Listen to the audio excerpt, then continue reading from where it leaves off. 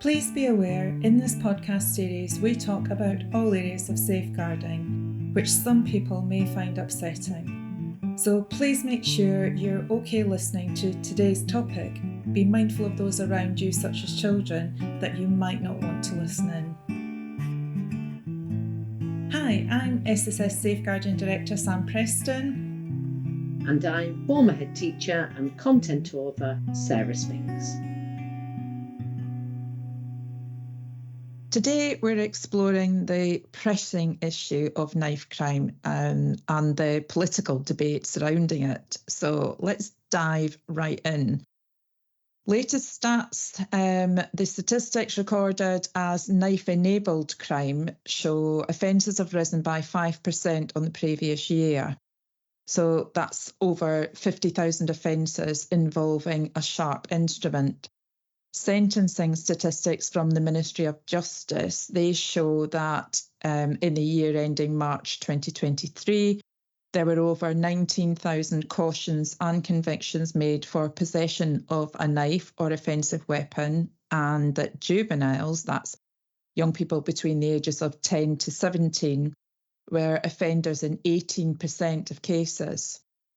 Alarming stats, and I should just say that those statistics are for England, excluding Devon and Cornwall because they were having a new IT system fitted, so they're not included, and Wales only. So it's England and Wales.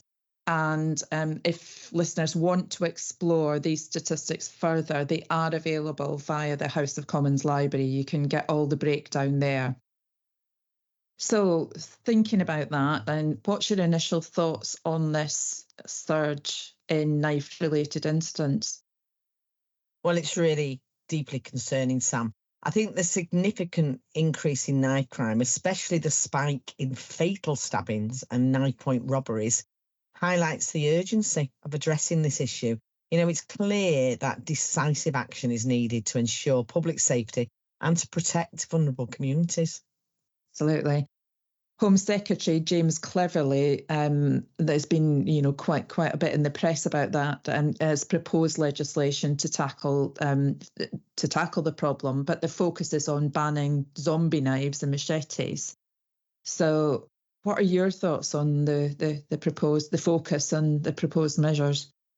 Well, I think while the proposed legislation is a step in the right direction, there are concerns about its effectiveness in addressing the root causes of knife crime. Strengthening the ban on certain weapons and imposing longer prison sentences, it may deter some offenders, but I think we also need to focus on the prevention and the intervention to break that cycle of violence, really.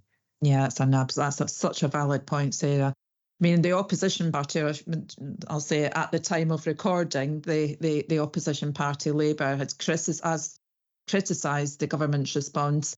They're advocating for much broader measures and tailored action plans for young offenders. So, I know you've looked at that, Sarah. What do you think about Labour's proposed approach? Well, Labour's approach emphasises a more proactive intervention and investment in youth services, which I think is crucial for addressing the underlying issues which is driving knife crime. By providing support and alternatives to young people at risk, we can prevent them from turning to violence in the first place. And I think it's essential to focus on rehabilitation and support rather than just sort of punitive measures, really. Yeah, prevention is key. It really is key. And beyond the political debates, we've seen prominent figures, like actor Idris Elba, calling for comprehensive solutions and community-based interventions. And, I'd be interested to, I know what I think, but I'd be interested to know what you think about that community engagement role, what that, role it plays in addressing knife crime. Well, I think community engagement is absolutely essential, Sam. Building trusting relationships between law enforcement and communities can help address the fear of victimisation and encourage young people to seek support instead of resorting to violence. Community-based initiatives that provide positive outlets and support networks for young individuals, I think they're really crucial for creating a safer and more inclusive communities, really. Yeah, well said, Sarah. And we do have we do actually have historical, robust, evidence. I'm thinking of things like the On-Track programme, of the impact of these community-based multi-agency interventions. Yeah, of course. Having headed up, you headed up the On-Track programme in Bradford, firsthand how diversionary activities, supported by solid multi-agency practice can both preventative and, be preventive and facilitate change, which I think is crucial. Yeah. So as we look ahead, what do you think should be, the priority be in tackling knife crime? Well, I believe the priority should be a comprehensive approach that combines legislative changes with evidence-based solutions, that's focused on prevention, intervention, and community engagement. So I guess we're agreeing that, whilst there's been a big focus and much media attention on the proposed banning of zombie knives, etc., there really needs to be a much wider look at preventative work, and also just consider what we've lost from youth services and their intervention. Yeah. Absolutely. If we're going to address the systemic issues that contribute to knife crime, then we need to have a greater understanding of what causes it. So, for example, why young people are carrying knives.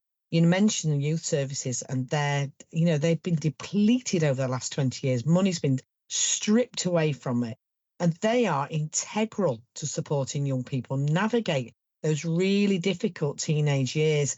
And if we're going to address this increasing knife crime issue, then there definitely needs to be a proactive, preventative approach.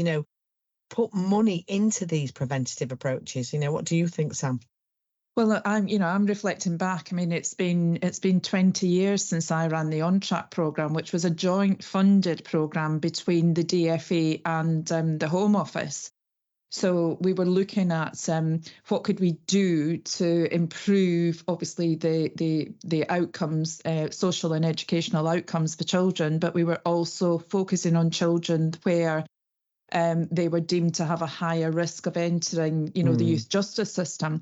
So we had these junior youth inclusion programs, and there's funding for these junior youth inclusion programs in identified areas. And we worked very, very closely with the schools who could, refer children forward. It was all done with the consent and agreement of their families.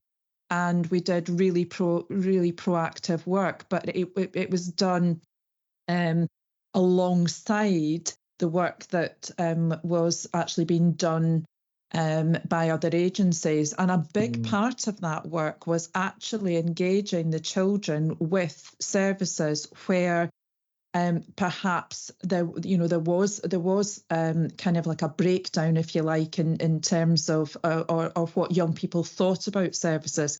So we had a lot of multi-agency practitioners actually working together. So we had social workers, family resource workers, police officers, we had the fire service, we had the ambulance services, who had all come under, experienced real difficulties with in the community, in terms of what how young people thought what they thought about those services. And so it was a really good opportunity to bring all those people together and actually look at preventative, and you had the opportunity to change attitudes, but also to listen and accurately identify what was informing those opinions and why young people were willing to put themselves at risk.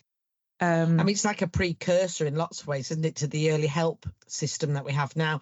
And I'm wondering if young people who are involved in knife crime have sort of fallen in that crevasse between great services such as you've described about 20 years ago, the new aspect around early help, and then we've got these young people in a crevasse between those two systems that makes me wonder they've not been picked up. We clearly know through KCSIE that we have to identify children who are potentially vulnerable to things like child criminal exploitation. However, there's a crevasse of children, I think, that have been missed in those systems. And I think we've got to plug those systems and bring back really effective youth services and put the money there in that preventative work. We're going to address this head on. Punitive measures will only go so far. It's got to be much more the root cause of why. I mean, I think, I'm just sort of thinking, we can't, we know young people are carrying knives.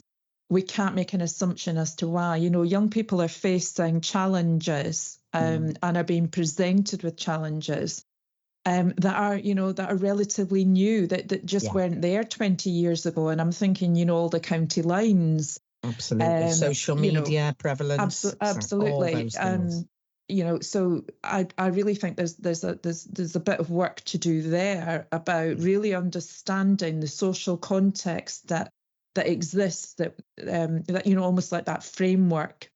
Those social norms, isn't it? Yeah. And I think then we can work towards creating a safer and more resilient communities. We're prioritising the well-being of young people and children.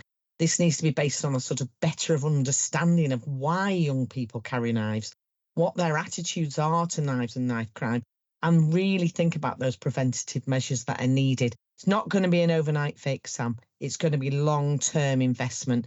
And whilst, we say that Labour's have got this plan around that preventive measure, which I think is much better than the punitive, it's not going to be an overnight fix. It's a long-term, long piece of work, but it's about gradually supporting and putting preventative measures in place that'll hopefully have an impact for the future.